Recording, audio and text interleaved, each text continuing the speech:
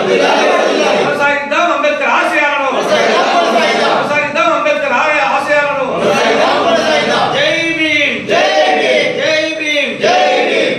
ఈ రోజు అక్బర్పేట భూంపల్లి మండల కేంద్రంలో కాంగ్రెస్ పార్టీ ఆధ్వర్యంలో రాజ్యాంగ నిర్మాత, బడుగు బలహీన వర్గాల ఆశా జ్యోతి డాక్టర్ బిఆర్ అంబేద్కర్ గారి జయంతి 133వ జయంతిని ఘనంగా నిర్వహించడం జరుగుతుంది. చిన్న రాష్ట్రాలు ఏర్పాటు వలన దేశ అభివృద్ధి జరుగుతుందని చెప్పిన ఆ మహనీయుడు కోరికతోటి తెలంగాణ రాష్ట్రం 29వ రాష్ట్రంగా ఏర్పడింది.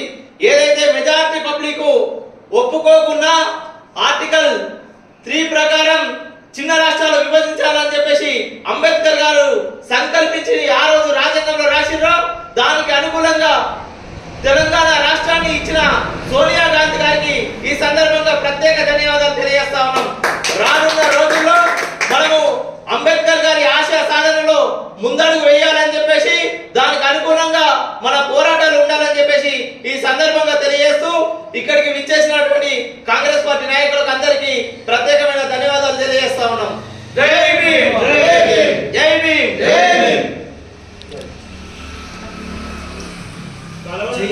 భారత రాజ్యాంగ నిర్మాత బాబాసాహెబ్ అంబేద్కర్ గారు నేటి వరకు ఆయన 130వ జయంతి సందర్భంగా 33వ జయంతి సందర్భంగా భూంపల్లి అక్బర్పేట మండల కేంద్రంలోని కాంగ్రెస్ పార్టీ నాయకత్వంగా ఈరోజు కార్యకర్తలంతా కలిసి మండల పార్టీ కార్యాలయంలో డాక్టర్ బిఆర్ అంబేద్కర్ 133వ జయంతి ఉత్సవాలను నిర్వహించడం జరిగింది.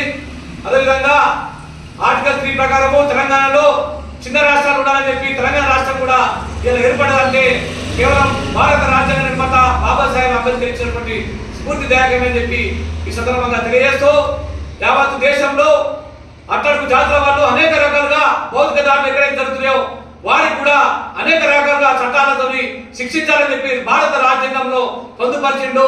భారత రాజ్యాంగాన్ని రాసి 2 సంవత్సరాల 11 నెలల 18 రోజులు ఆయన కష్టపడి భారతదేశానికే ఇలా రాజ్యాంగాన్ని రాసినటువంటి మహోన్నతమైనటువంటి ప్రపంచ మేధావి బాబాసాహెబ్ అంబేద్కర్ గారు జయంతిని జరుపుకోవడము ఈరోజు మండల కాంగ్రెస్ పార్టీ పక్షాన ఇలా ఆయన ఉత్సవాలు చేస్తున్నందుకు ధన్యవాదాలు తెలియజేస్తున్నాను.